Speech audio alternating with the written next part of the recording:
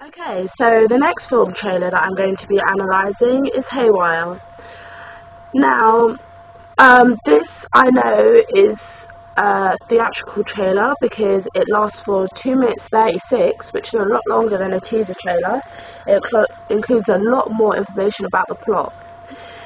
Now, the trailer starts in the first shot and we see Relative Media Production Company's logo. As this is a well-established company, people will be assured that the film will be of good quality from the start of the film. It's made big successes such as Limitless, which has made 161 million in the box office, which is a fair amount of money compared to other films. Now, the genre of this film is an action thriller, which is the same as what we are hoping to make. I know it's an action film because it has quick cuts and are constantly contrasted with longer shots. Based on the research I've done into the codes and conventions of an action genre, I found that these aspects were identical to those in Haywire.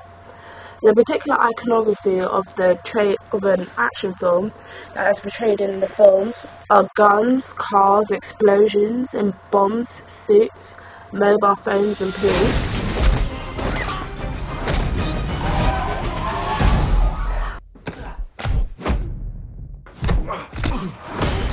We hope to do this in our very own trailer so people can make the link between the action genre and our film.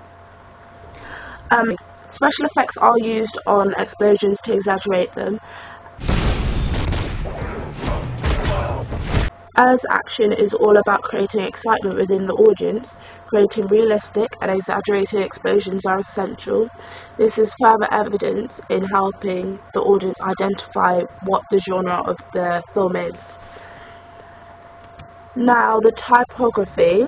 I wouldn't say the typography relates to the codes and conventions as such, but I do know for a fact that the word haywire means erratic or out of control.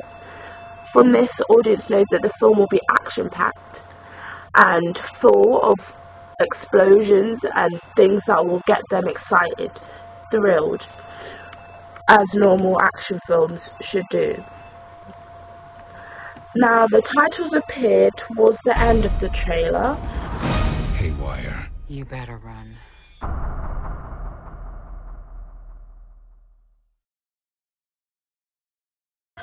I believe they do this to build up the excitement and then end on a finishing note as a good one.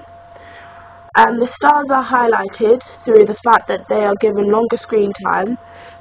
The woman is the only female character in the trailer. This emphasizes her significance. We don't see any other female in the trailer, so obviously she is really important.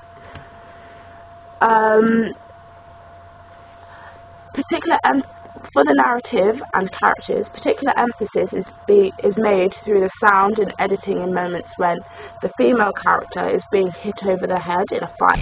So why did they betray her?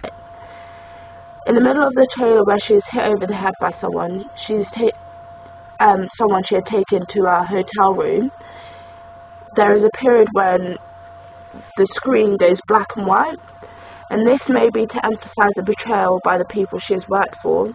So this, obviously, betrayal is a big feature or theme of the film. Although she says very little, she is the one character who is talked about by the film, by the general narrator. She is also the only female character who is portrayed in the film, as I said before. I don't think the plot is linear.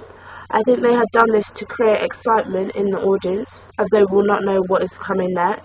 So I think it's a good idea that they didn't make the trailer linear, unlike the other one. They are both good trailers, but they are portrayed in different ways that can generate excitement within the audience in different ways also. Next is the enigma. The enigma is used to tease the audience. The general narrator says a number of statements and finishes by saying, "So why did they betray her?" This leaves the audience wanting more. therefore increasing their chance of actually going to view the film. The missing elements we have to guess is why did her colleagues betray her in the first place? She seemed like she was a trustworthy person, so why would they do that? So by going to actually see the film, they will actually discover why that is done, and leaving these unanswered questions will make the audience go and actually see the film. Editing and camera shots is a convention of a trailer that they are fast moving with quick edits and various camera angles. This information conveyed is very fast moving and requires the audience to focus completely on what they are watching and listening to. The editing shots build up tension by mixing in lingering shots with quick shots. When there are action scenes, the use of quick shots are much more evident. This may be because they want to build up the energy in the scene. The camera angles and movements were close-ups. They were used to capture the facial expressions of certain characters. It helps to get an insight into what the character is actually thinking.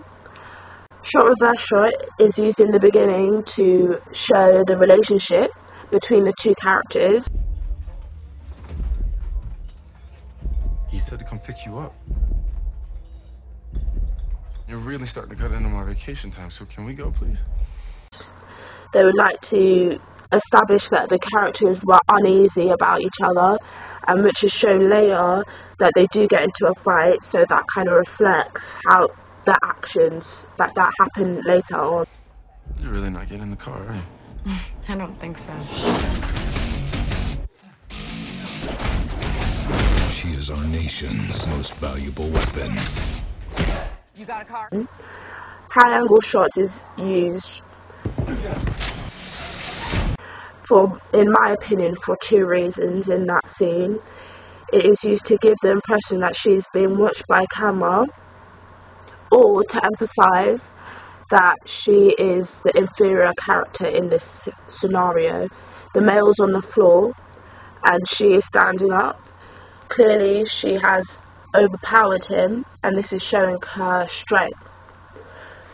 Now, although the main character doesn't have much dialogue, the use of low angles have been used to make the female character seem more superior in situations that she's in. And she does something that... Close-up shots are constantly used to highlight the female character and her expressions.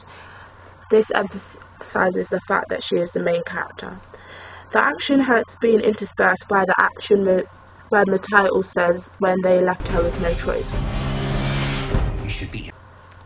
A close-up of her on a bike, looking determined, is shown. This is to emphasize that because of someone else's action, she's left with no choice but to get her own back. Low lighting is specifically used when there are fighting scenes, I've realised. Dark colours are constantly being used, which is a common element of thriller films. This also helps us to identify the genre of the film.